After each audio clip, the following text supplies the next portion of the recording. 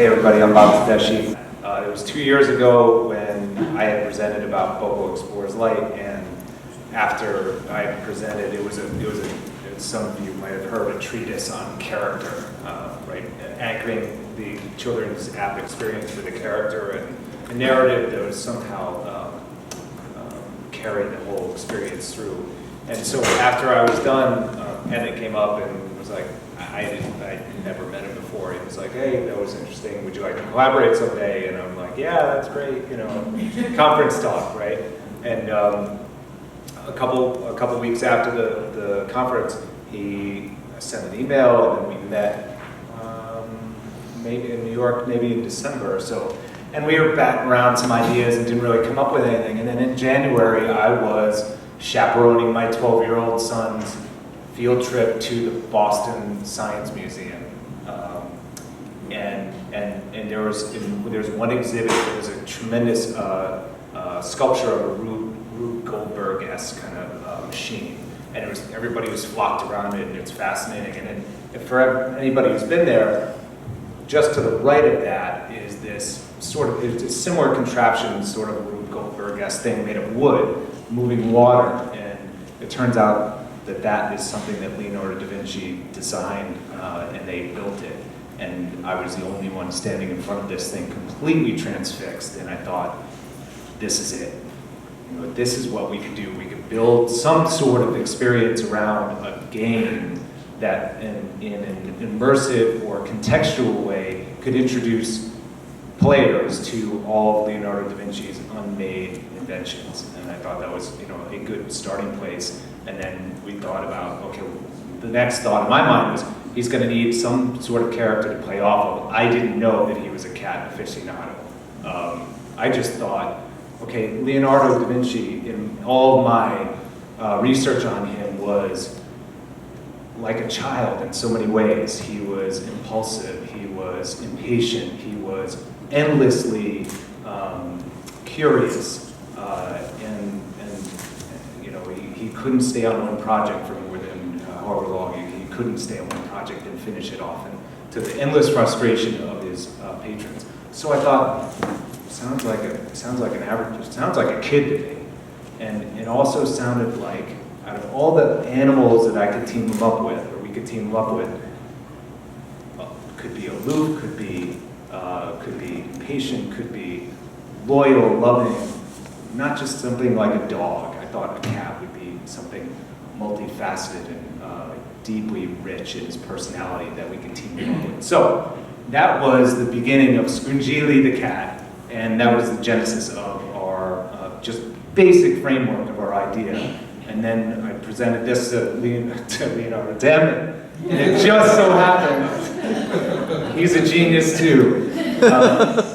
Good compliment. And then it just so happens that Emmet has a little bit of background as a Leonardo fan, and I'll let him tell the rest of that story. That was the very beginning of this. Yeah, so as soon as Bob turned around to me and said Leonardo, I was instantly, you know, hook, line, and sinker, sold on the idea. As a child, my dad would pull us around Europe in a camper van, and we'd check out all the various things like Stradivarius violins along the way. But the thing that really resonated with me was a town called Amboise, and Amboise is where Leonardo spent his later years working with the working for the King of France, and something about the shadow really resonated. Something about Leonardo's art, and particularly as a young illustrator, his grotesques and his figures, you know, it all resonated. So yeah, Bob had me on Leonardo. So I think I'm gonna run a quick clip that we made as a promotional piece for it, from then we'll basically run through a little bit of the development background.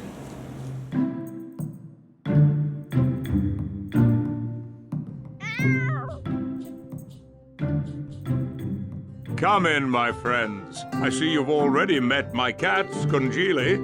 And if you don't know who I am, let me give you a clue. But I experimented with a new technique, and the painting was ravaged by time. It looks far better. You hear a lot today about the new Renaissance man. I'm not quite sure what that is, but when I think of a Renaissance man from the Renaissance, I think of Leonardo da Vinci. For the reason being that he experimented in so many art forms, so many scientific forms. The man is one of the few historical icons that I can think of who still inspires people, however many hundreds of years after he'd passed. It seems that there was nothing that he could not turn his Renaissance imagination to. Now, of course, when we're doing this particular project, the Leonardo that you're seeing is not the true-to-life Leonardo. It's kind of based on an idea of that character. He's a little more gnomish, perhaps, a bit of a wee guy with a great white beard and long flowing white hair, who becomes both physically and artistically the diametric opposite of his rival Michelangelo, who is this brawny, buffed sculptor. And this just immediately gives you a great opportunity to set up a wonderful dynamic between the two of them, which is filled not only with opportunity for great drama, but great humor. But that didn't stop invading armies shooting it to bits. Oh, well, you might say those cannons had a lot of horsepower.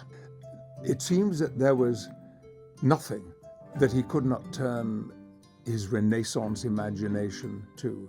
There's a great similarity between Leonardo da Vinci and cats, and that is that they were interested and intrigued by absolutely everything. Okay.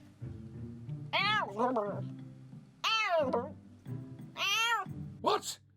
No, not Michelangelo. I am Leonardo. Leonardo da Vinci. Michelangelo? How could you think such a thing?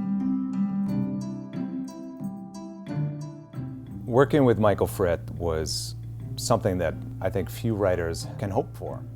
I mean, you're working with somebody who can make a character that you've roughly imagined come to life in so many more dimensions. Traditionally, we started working together back when he was doing Treasure Island at the Muppets. And since then, we've been doing all puppet projects together. So this is a really neat, new way of interpreting his designs, making it do different things. It's a new invention. And so our adventure had come to an end.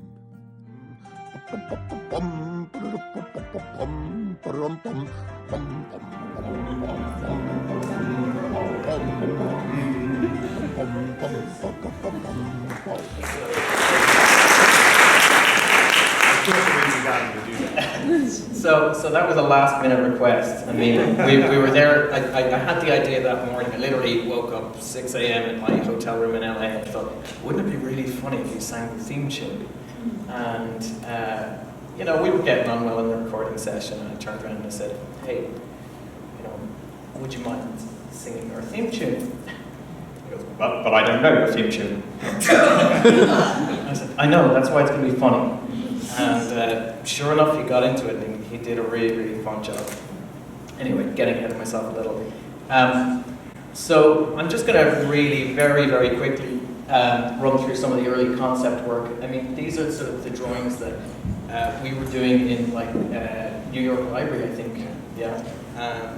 And we were just sketching out these sort of very early concepts. And, you know, we had some ideas about we wanted the studio to be in it, and you know, obviously we've got better artists to complete those drawings, and you know, things evolved over time. But we then started looking at gameplay, and we wanted to make something that was an experimental game, but kind of an anti-game. We didn't want it to be a game that a player played live, if you know what I mean. It was all about setting up inventions, setting up a sequence of things like a Rube Goldberg device, and then just hitting play and seeing what happened, seeing what the results of your experiment were. So we made prototypes, and we tried it a bunch of different ways. In this instance, you had to collect the inventions and then initialize inventions.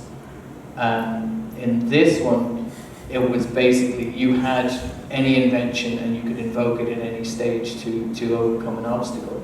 But it felt too like a runner. Whereas this was the kind of the prototype we settled on, which was where we effectively built something slowly over time, and then you would hit play and let a level run and see what the consequences were of your actions. And then we planned the whole thing out. And that's about as far as we'd got. When I finally thought, okay, well, who do we want to do our character design on this? And I'd been working with Michael on some of their no-string stuff. I was fortunate enough to be chicken number 3 in one of their projects. And I talked to him about the Leonardo project as Bob said. I mean, it basically, you mentioned Leonardo, and it usually sort of sets off a level of enthusiasm in certain people, I guess. And this was the first drawing that Michael showed me, and he explained, as he did earlier, this whole, well, what's the relationship? What is the relationship between Emmett, we have a crashing ego right on your computer. I don't know whose that was, but it's, sorry. Getting in the way. Mike Bloom didn't float at all. No. So it's a bit disappointing. I have to hang on to my ego. And basically, Michael turned around and said, I think it's maybe a little bit like Beaker and Bunsen. It's this abusive but sort of love each other. Or I think at the time, Michael, you said you thought that maybe Beaker had Bunsen's mother locked in a closet somewhere. The other way around, but yes. Okay, yes, excuse me, yeah. So the relationship started to crystallize. And not only that, but again, as Michael said earlier, the relationship between Michelangelo and Leonardo, and the artist, craftsman versus the inventor, tinkerer.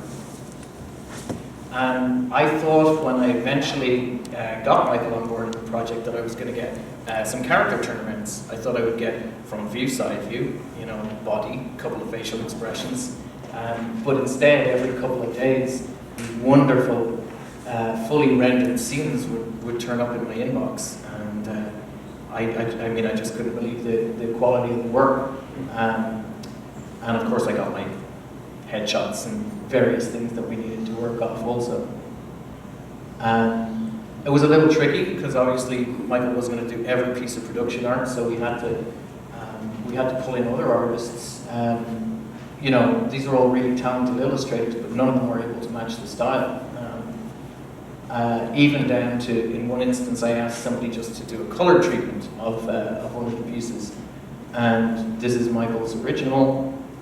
This is the color treatment. Yeah, we didn't use it, obviously. Friend Scungili and I, we have so much fun with my inventions. This is the automaton, the most precious of all my inventions, until Michelangelo stole it, and my notebooks too. That was the beginning of quite an adventure, I can tell you. But do you know what truly saved the day? But it was a scary day, wasn't it, my friend? So what we decided was we had all these beautifully rendered scenes.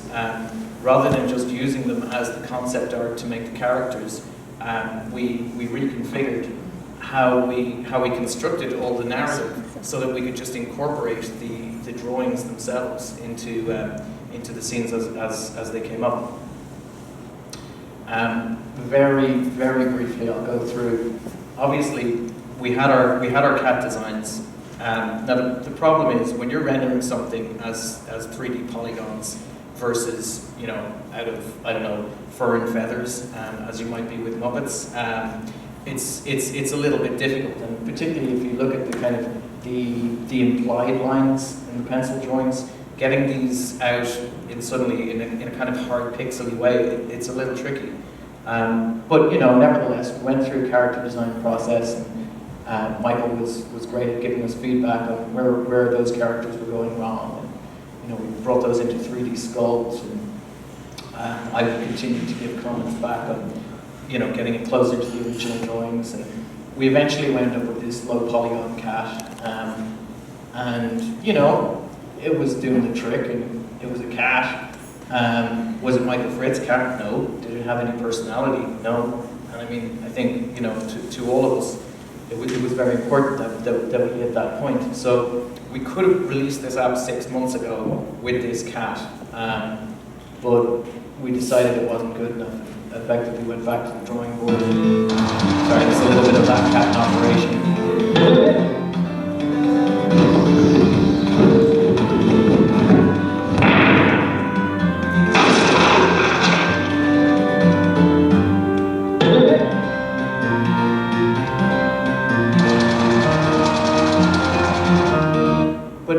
It felt too generic, and it felt that it just didn't feel like what we wanted it to be, I think. So effectively we went back and we started redesigning, reworking, went through a whole new modeling process until we eventually got to this guy, who we felt represented the character much more so.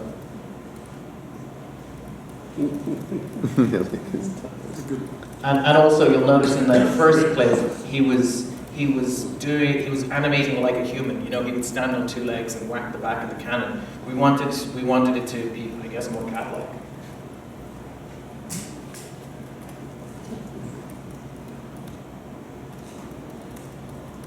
And then, of course, we went through exactly the same bloody process with Leonardo.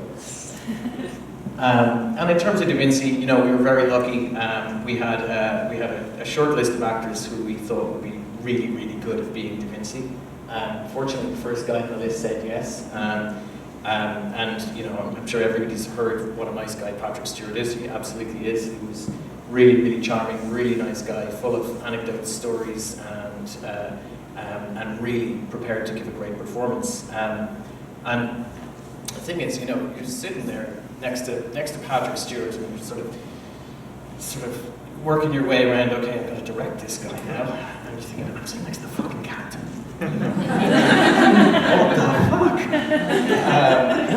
And he turned around to me and he said, the thing is, this project, I don't. Direct me. Even if you need to say the line the way you want me to say it, I want you to do that. And he gave me permission to direct him and made it very, very easy. And as a result, we got, look, he would have done a pretty good performance anyway, but he delivered it exactly as it was in my head, which was just amazing, So, the benefit of having somebody like Patrick Stewart involved is you stick a press release out on it, and suddenly you get 250 million impressions across the likes of Mashable and TechCrunch and what have you. So it certainly it was something that's really worked out for us. That's about it in terms of the slides. I think it might be worth having a quick look at the app itself. What do you think? Sure, why not? Let's do it.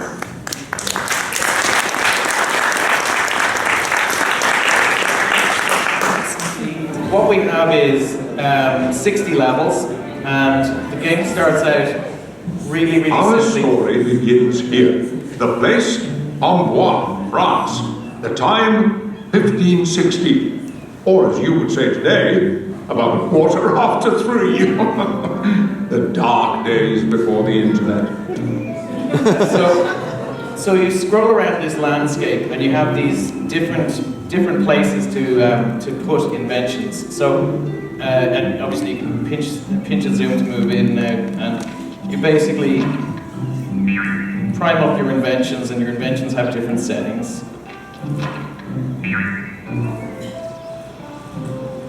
And then eventually, when you're done, you unleash the cat. So you notice it's very calm music, very relaxing while you're in your sort of puzzle mode, trying to figure things out. You hit play. Your cat leaps into action. Oh no.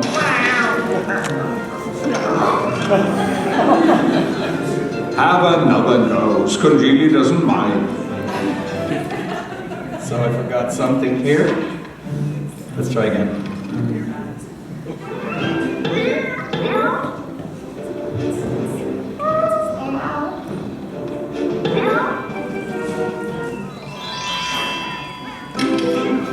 Thank you, my friend. We are one step closer.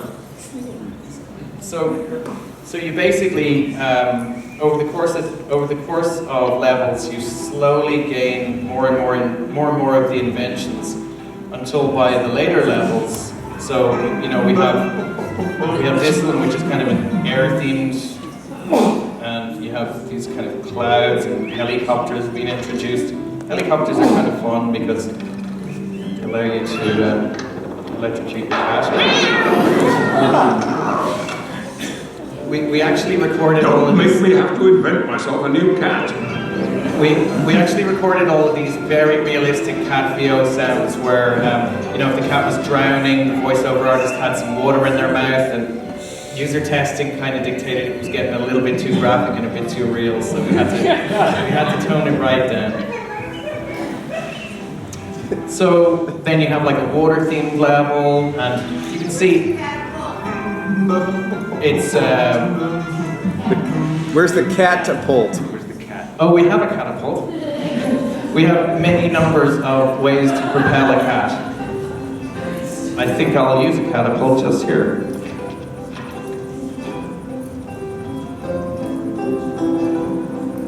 Ornithopter. Helicopter. You'll let it work.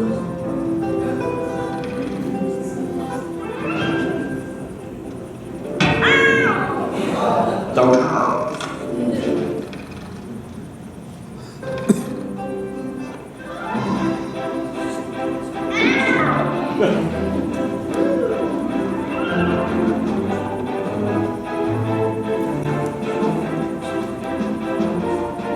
Oh no.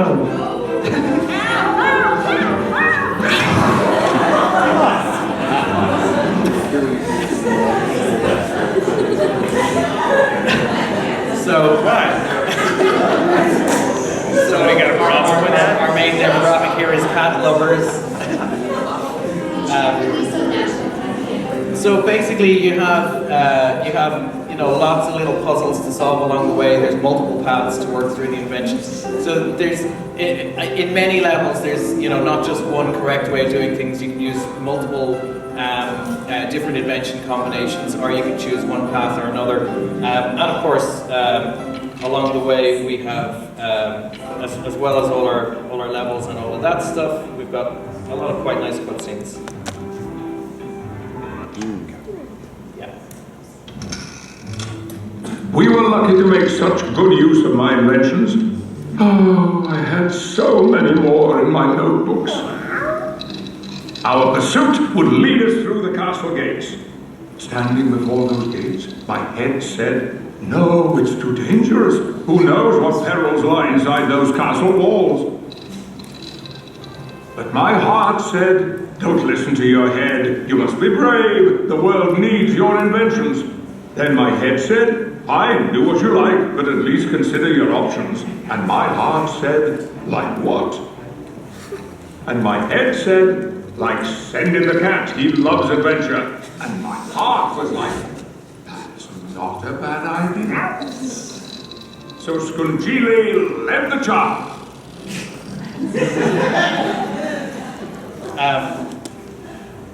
And then, so in addition, a couple of other areas, you're tracking how many pieces of the automaton you're collecting along the way, and then the other part we have, and it's really quite nice, Leonardo's notebooks. The human body is the most fascinating machine, wouldn't you say? In my day, we had so little idea how it works, but I was one of the lucky few who were permitted to dissect cadavers. People wonder how my paintings are so lifelike. I'll tell you, when you know every muscle and tendon in the human face and how they all work, you suddenly have the power to build a true smile. So Bob wrote these lovely little pieces on a variety of Leonardo sketches, paintings, inventions, and they're written kind of from the present day perspective. So he gives a bit of a sense of whether the invention actually transpired to be a real thing or not, or how it might have contributed to modern society. And they're funny.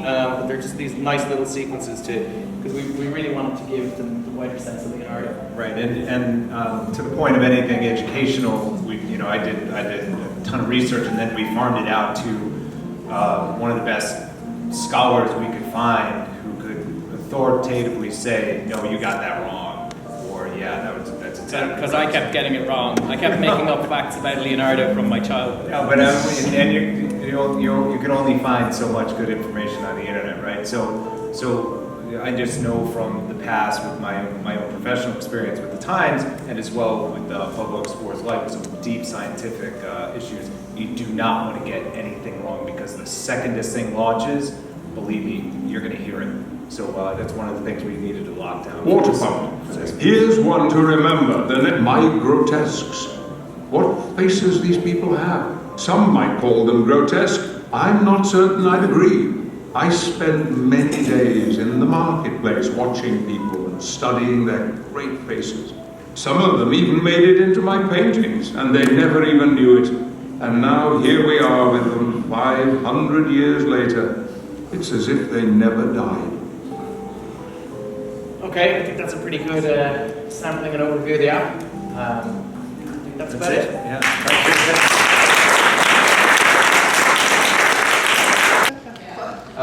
Yes, go ahead. Hey guys, great job. What was the total time you spent on the project in man hours? Can you divulge that? I don't know, that's kind of a tricky one. I realized early on in the project I'd made a huge mistake. Because let's face it, effectively it started 2 years ago. In working with Bob Tedeschi, Michael Frith, and our game designer, Ty Kelly, I realized I had managed to find the 3 most procrastinating individuals I'd ever encountered in my career. So technically, you could say it took 2 years to make, but I think there was maybe a few other projects going on in between. Genuinely, production started on it, I would say kicked off seriously in February this year, and we have had a team of probably at least 4 people on it pretty much continuously since then. Would you guys mind coming on up and just get the 4 of you up here again? Because I think people are going to like to ask all of you questions. And I really do want to emphasize the team aspect of 1 + 1 + 1 + 1, 4 can equal 8, can equal 16. The power when it's working. And I just want to give Emmet a round of applause for having leadership. And there's 2 other elements that, if you remember, Jeff Braun said, you have to believe in this. And Walt Disney went bankrupt trying to do Snow White because of the passion in making this happen. And so going out and getting an actor that like Patrick Stewart probably took a little bit of guts. A little bit of effort, yeah. I mean, I have to say, it's like, Story Toys has done a lot of licensed content for the last couple of years. This is our first big roll of the dice on original IP in a while, and there's been heavy investment in this project. It's got everybody around the office a little nervous, and everybody knows that it's hard to break through with original IP in the App Store. So we thought, well, okay, if we don't have licensed content, well, at least we've got kind of a brand through Leonardo, and definitely through the sort of people that we involved in the project, we felt that we'd be able to leverage that for publicity as well, So I mean, in in that case particularly with Patrick Stewart. So the reality of it is, you know, it's a big roll of the dice. And we'll see how it works out, you know. That's a perfect segue to my question. Given that 2 years has elapsed and the App Store has changed a lot, what's your business model and your marketing plan for getting this traction in today's world? So from actually, you know, really given the production actually started just at the start of this year, it wasn't as different a landscape, but even by that stage, original IP was dead and paid apps were dead. You know, almost. I'm obviously over exaggerating, but I resisted making it a free to play. There was continuous pressure to turn it into a runner and to make it a free to play runner, whereby you bought the inventions along the way, you bought invention packs. I personally. I don't feel that there's a lot of dignity in that, and I don't feel. I absolutely don't feel it was right for this project, where it was the kind of the dream team. But you know what? Maybe I'll get a commercial slap in the face for it. Who knows? Well, you can always change your mind 5 seconds after you put it out and try something you haven't thought of yet. Sure. You can do that in the App Store. If you have any ideas, I'd love to hear it later. Here's that $1 that Chris Byrne didn't take. Thank you. I really need it. Yeah. When you're done with it, put it back on my computer. Yeah, indeed. Yeah, educational question. I can imagine players learning a lot. What are you hoping people will learn from it? And in your creative process, did you think at all in terms of what you wanted people to get out of it? You know, typically at the start of app development, I actually do sit down and draw up educational goals. I will decide that, you know, I want to teach somebody usually something a bit loftier, as well as a couple of syllabus things. Like sometimes it's about you know, I've made a number of apps where I've tried to encourage deferred gratification. It's a really important skill to develop in a child, although it's obviously not on a syllabus. It's more of a personal kind of goal. In this one, I guess, in that area, it was about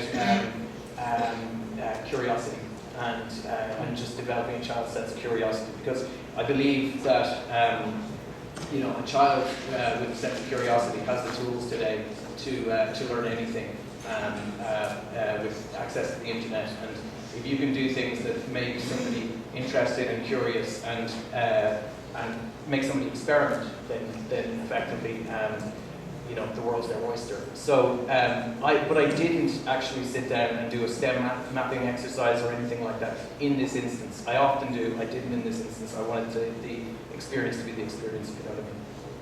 Over here, I got one and a half more for you.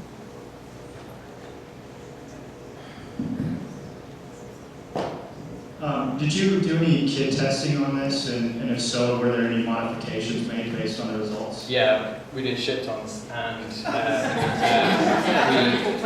we changed it a lot along the way. Anything from making the cat deaths less horrible, through to every time a kid picked up the app and went through a level, they pinched and zoomed.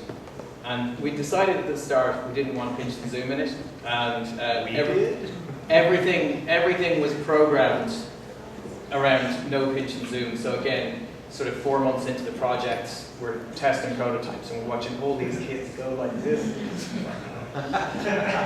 So that was one very obvious and very like, you know, 4-week cost, maybe even 6-week cost to fix.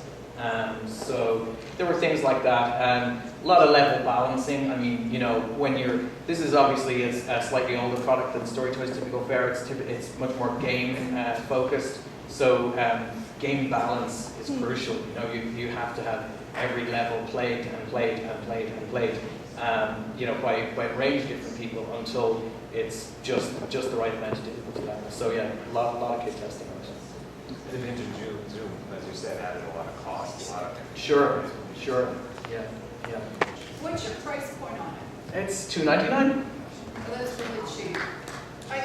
Well priced. No, sure. But the reality is, it's very affordable. I Sure, but you know, like we've been stung by that one before. You know, we've done the 4.99s for so long. You know, I think we've even tried 5.99 at different times, and you know, sometimes it works, but sometimes it doesn't. And I think 2.99 is still a pretty good sweet spot when you look at really reasonable price for the quantity. for everything that's in there. I hope it is.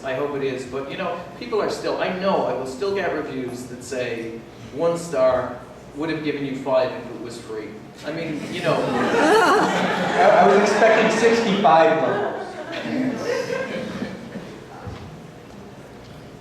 Did you do any cat testing with this?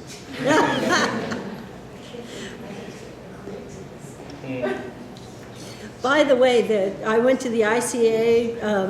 The ICA has a great Rubik's video. Incredible, if you get a chance, in Boston. The one on the water. There is incredible. It goes on and on. I'll be sure to check it out. And Warren, I asked your students, because I told them it would impress the professor if they came up with a good question. Yeah. I'm sure they have one by now. Let's go see. Let's go find out. Go back and see. And maybe a question for somebody else. We got one. So you can answer it next. Do you plan on expanding your team once the app launches?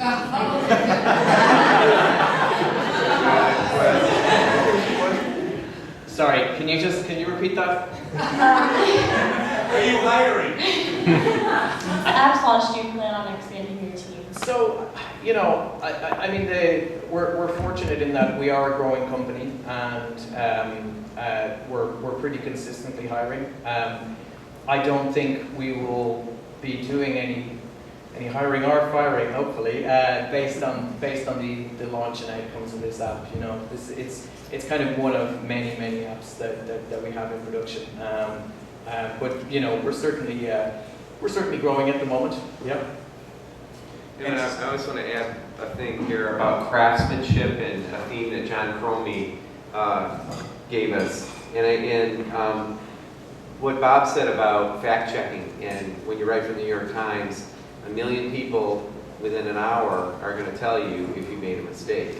And if you made, it's just the most, and so when you're dealing with a scientific topic with real kinds of content, you really have to triangulate, you have to be careful. This is a little deeper than Wikipedia. But so that's one form of craftsmanship, that's information craftsmanship. The digital craftsmanship, going back and killing the one cat, bad choice of terms, but you know, really starting over, that was a tough thing. But the last form of craftsmanship, it's very low tech, is when you guys get a chance, come up and take a close look at these puppets. You'll see every hair is in place. Every detail is there to make it look lifelike. And that doesn't come easy, that comes only after a lot of hard work. And that's a real important message. Yeah, and I have to say, you know, when you look at those puppets and you look at Michael's sketches, I wish we could have got our Leonardo and Cat rendered as sensitively as those are, but with polycats and what they are, it's just not possible at the moment. Yeah, that's real old-fashioned stuff. I told them they get extra credit, so we have another question. Back. Did Leonardo actually have an orange cat? Yes, absolutely. And I'm going to go to Claire has a question. It might be if you have Patrick Stewart's phone number, but No, but speaking about craftsmanship, thanks, Warren, for the segue. The character Leonardo's movements are so beautifully nuanced. Did you sculpt and draw and animate first, or and watching Patrick Stewart, my heart was still, as he was narrating, he was also moving. So which came first, the animation or the narration? So the animation came first, and we showed Patrick Stewart the clips in the studio. Yeah, not quite. I didn't want to. I feel that working to picture constrains performance a little bit too much, and I really didn't want to do that with him. I wanted to get a proper performance. So no, we did broad body movements and that kind of thing, and then we nuanced it all after. So it was a little bit of both. A little bit of both. Thank you.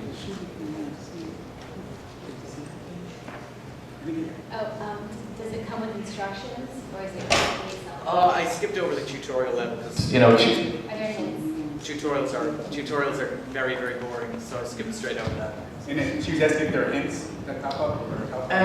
Not so much. No, it is a case of the things are introduced very, very slowly and over time, and it's just a case of learn how to use it. It's a little bit more. I tend to prefer to be a bit more kind of constructivist about things and just figure it out. You know, if you can't figure it out, you know, whatever. We have scaffolding supported to some extent, but it is you got to figure it out yourself too. Will this be available on Apple TV? So Apple TV is a tricky one. Sorry, the question was, will this be available on Apple TV? Apple TV is a tricky one because it doesn't exactly map, you know, motion to motion. So in the same way as it would be difficult to translate it to PlayStation or Xbox, because you know you'd have to move something down, select something, move it into place, deselect it. We've been thinking about it, and we do have some thoughts on how we could do it, but I'm just not sure how fluid a user experience it would be. You know, generally anything that has a very broad touch area is we've found it harder to translate to Apple TV. You know, I'm really excited about the Apple TV. I think that it has a lot of potential, but certainly for the way I've been designing software for the last 5 years, it's sort of the opposite. I think it might be adaptable. I think it might be adaptable. Yeah, it would, but would it be fun? You know? And would the audience be there? Okay, great. The cat still talking fire and stuff? Yeah, the cat's still going fire, and Patrick Stewart's still in it. So, I mean, really, what more do you want? Sorry, I just have a gameplay question. In the beginning, the first level you showed, there seemed to be just one solution. So you had to use all 4 of those inventions. Is that something that carries through to the rest of the game? Or when you have more inventions, are there more options? Certainly, in many levels, you have both choices of what order you put inventions in, or what settings you use them on, or even what path, you know, whether you take a sort of a lower path or a higher path. But probably there's probably certainly as many levels where there is effectively one solution that needs to be figured out through trial and error. So it depends. So I have a question for Michael. Now you've seen it for the first time. How do you like your characters? These guys up here? What you saw in the act. I'm incredibly impressed. I mean, I really do think that what you guys do is magic, and I think Emmet has introduced me to a whole new world where it's interesting to hear you asking about and talking about the degree of resolution and so forth of these characters. We were talking over dinner about what limitations bring to a project. I'm a great believer in limitations. I think that, you know, as I've often said, if you didn't know that a sonnet had to be 14 lines with a certain rhyme scheme, there wouldn't be any sonnets. You know, it's the fact that you have that structure that creates that extraordinary and gorgeous piece of poetry. And I've always loved the challenge of being able to look at something and understand what you can't do, so that you can take advantage of what you can do within that particular project and within those limitations. This has been a great learning experience for me. I think that were we to essay another project at some time, or were I to become... Edison and Tesla. There you go. Don't give that away. Don't give that away.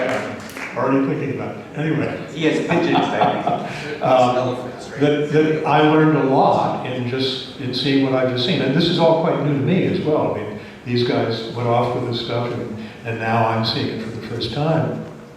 And there are things that I might do differently next time, because that's what it's all about. It's always about learning from what you've done and what you've seen, and learning what you can do next, because you know what the limitations are and what the possibilities are. I'm thrilled.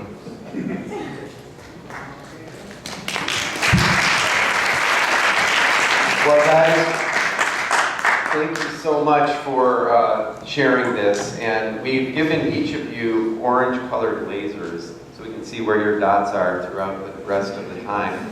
Because it's just, isn't it amazing to think you could do a demo and see what these guys think? And I'm serious. I hope that you'll keep that message of craftsmanship, the old-fashioned stuff, and fact-checking, and also stillness. That's very, very critical. You can kill magic very quickly by pushing too hard. Can I just mention one thing that Bob and I were talking about over dinner, and I just think is the most essential element in anything that anybody undertakes in any of these areas, particularly when you're dealing with kids, but it's true for anything. And that is respecting the audience. There is absolutely no more important thing than truly believing, and it doesn't matter whether it's a 6-month-old or an old codger like me, truly believing that, and I learned this with Bob Harlan, the magician that I showed you at the beginning of the thing. I learned it with Ted Geisel, Dr. Seuss, I learned it with Jim Henson. It's something I've shared with all of these remarkable people that I've had the pleasure and privilege of working with. You must always treat your audience as if it were smarter than you are. You have to rise to them. It is the most essential thing that you must carry with you in anything you do, because they'll see through anything phony that you put out there. So